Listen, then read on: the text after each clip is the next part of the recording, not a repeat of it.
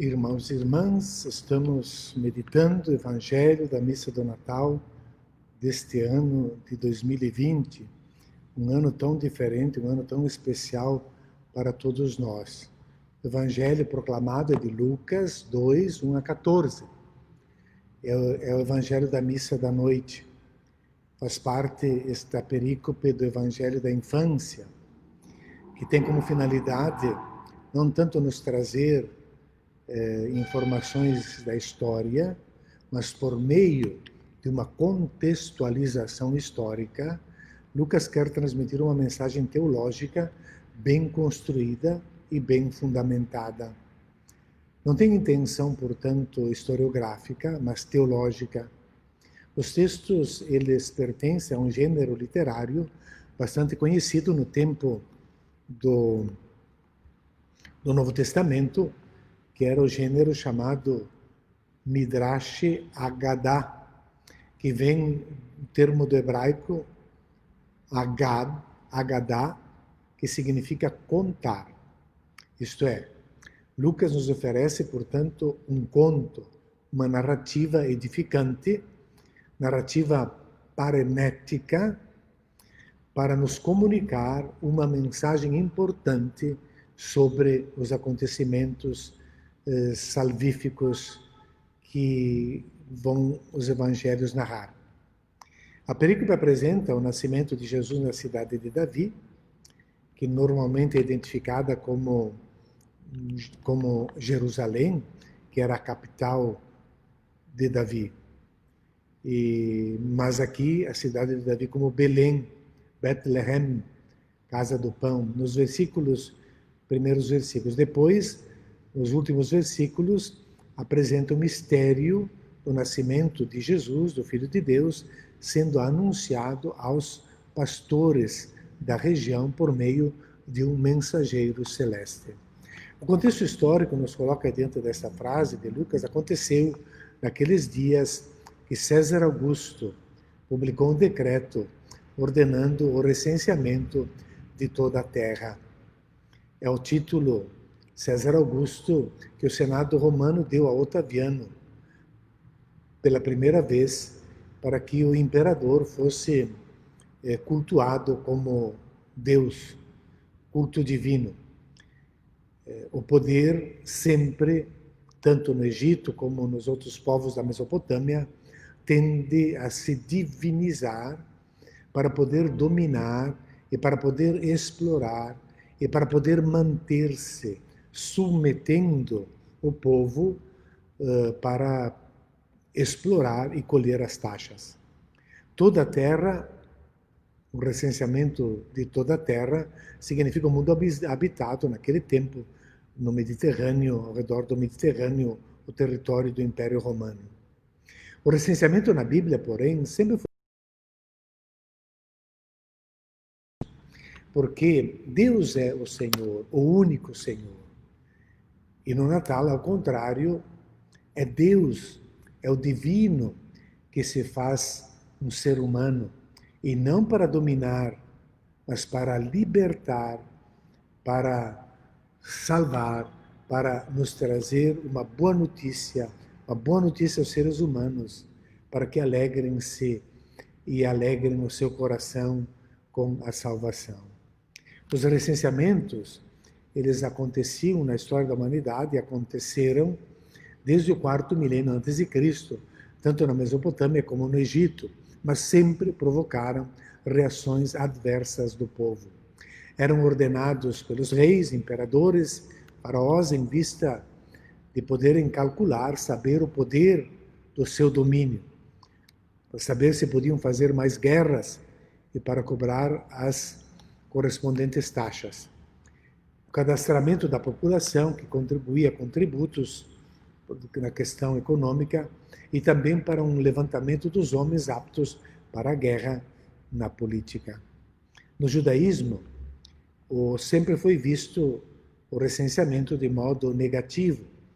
O povo não pertence ao rei, o povo pertence a Javé. Narra em 2 Samuel 24 que Davi quis fazer um recenseamento e criou com isso não poucas celeumas. Diz o texto: a ira do Senhor se inflamou contra Israel.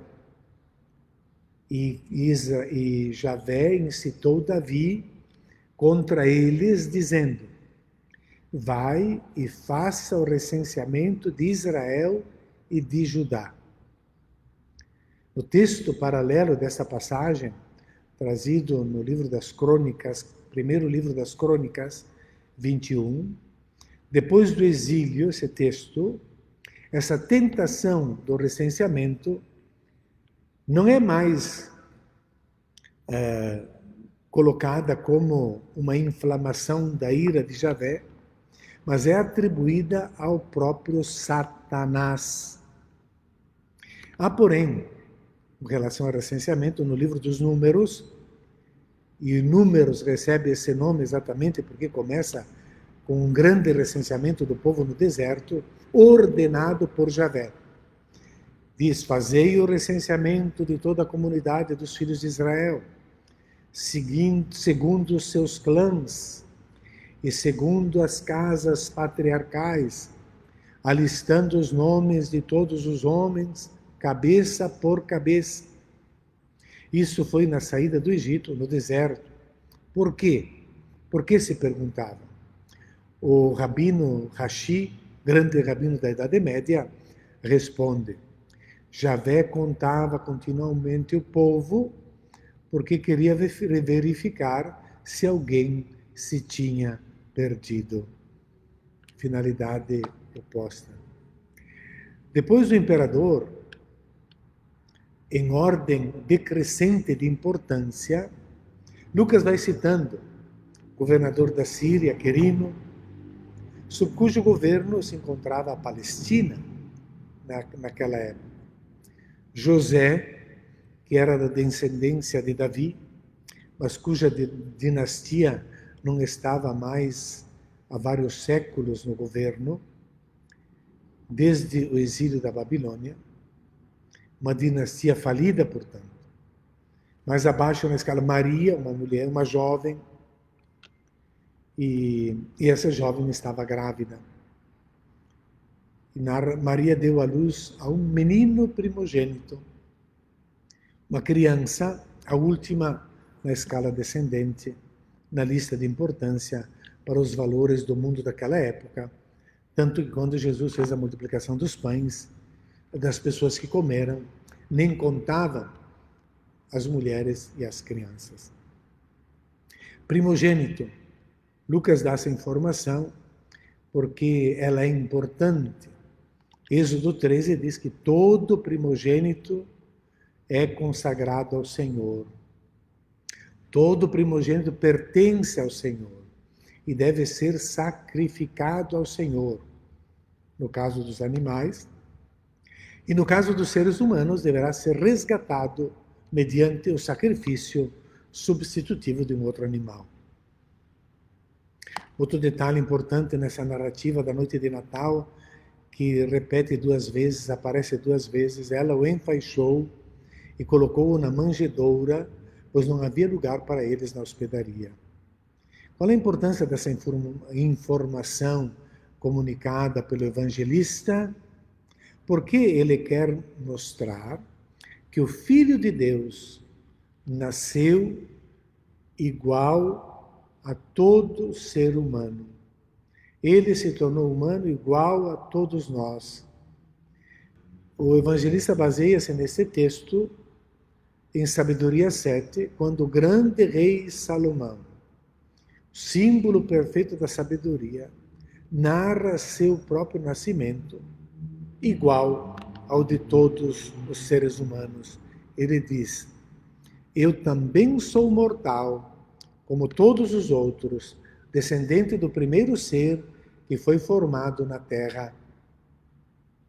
Fui formado de carne no seio da minha mãe. E durante 10 meses me solidifiquei no sangue, fruto do sêmen de um homem e do prazer que acompanha o sono. Quando nasci, eu também respirei o ar comum. Caí sobre a terra, que recebe a todos igualmente. E como todos os outros, extraí minha voz chorando. Fui envolto em faixas e cercado de cuidado, porque nenhum rei começou a viver de outra forma. A entrada e a saída da vida é igual para todos. Então, nesta frase, nós vemos que Jesus se faz um ser humano, assumindo, inclusive, a nossa condição mortal. Por isso, envolto em faixas. Esse é o significado teológico. Colocado na manjedoura. Aqui também tem um detalhe pitoresco, cheio de luz para a nossa meditação. Porque com esse texto, Lucas nos remete ao profeta Isaías. E indo para o primeiro capítulo do profeta Isaías, descobrimos de onde vem a tradição do boi e do burrinho no presépio de Jesus. E diz o texto de Isaías 1, versículos 2 a 3. Escutem céus, ouça, ó terra, Javé é quem fala. Eu criei e eduquei filhos, mas eles se revoltaram contra mim. O boi conhece o seu proprietário, e o burro a cocheira do seu dono. Mas Israel não conhece nada, o meu povo não entende. O Filho de Deus se fez humano, envolto em faixas, como todos. É a partir deste nascimento, porém, que a história vai ser revolucionada. O último da lista é o Salvador do mundo, é o Filho de Deus que se fez homem. No segundo díptico deste texto, nós vemos o anúncio deste nascimento milagroso pela intervenção dos céus aos pastores daquela região. Pois diz, naquela região havia pastores que passavam a noite nos campos, tomando conta do seu rebanho.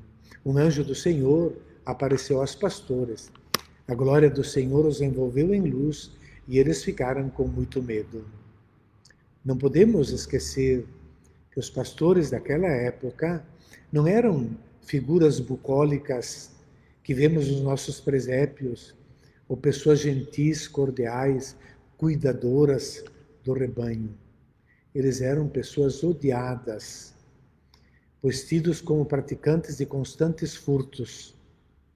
E os seus rebanhos invadiam e comiam pastos dos campos que não lhe pertenciam. Eram pessoas odiadas. Eles eram considerados da mesma maneira que os pecadores públicos, os publicanos, tanto que no Talmud se diz: se uma ovelha ou um boi cair no poço, deve-se tirá-los imediatamente para salvar-lhes a vida. Mas se um pastor cair no poço, podem deixá-lo lá. Terceira vez que aparece o anjo que apareceu antes a Zacarias para anunciar a vida de João Batista. Ele apareceu a Maria para anunciar a vida de Jesus. E agora ele aparece aos pastores para anunciar uma vida nova para os pastores. Porque ele não vem porque o Messias, esse menino que nasceu, não vem para condená-los, mas vem para trazer uma grande alegria. Nasceu para vós. Nasceu para vós. Por isso, quando o anjo lhes aparece, eles ficaram inicialmente tremendamente assustados, porque era conhecido no judaísmo que quando chegasse o Messias, a primeira coisa que ele faria seria eliminar pela espada pastores e publicanos. mas a voz do anjo não corresponde a essa expectativa da religião dominante naquela época. Não tenhais medo, eu vos anuncio uma grande alegria, que o será para todo o povo. Hoje, na cidade de Davi, nasceu para vós um Salvador, que é o Cristo Senhor. Nasceu para vós não o exterminador, mas o Salvador, que é o Cristo Senhor. A história, irmãos e irmãs, para concluir, dos poderosos não muda o mundo, não traz mais vida. A história que muda o mundo é aquela conduzida por Deus de forma simples e humilde, com os pequenos e humildes que aprendem a servir. Foi assim naquela época, foi assim antes, foi assim depois e é assim nos dias de hoje. Os pequenos como uma criança, pequenos como uma criança pobre.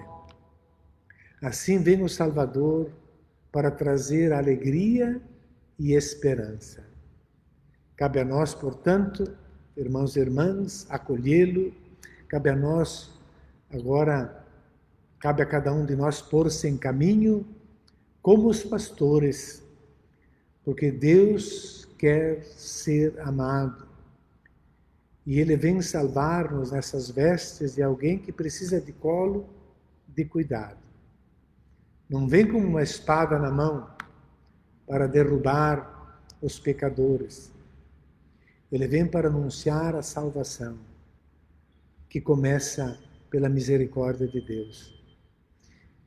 Vamos cantar juntos, vamos colocar no fundo do nosso coração esse canto com os coros celestes. Vamos cantar juntos, glória a Deus no mais alto dos céus e paz na terra a todos nós, homens, por Ele amados.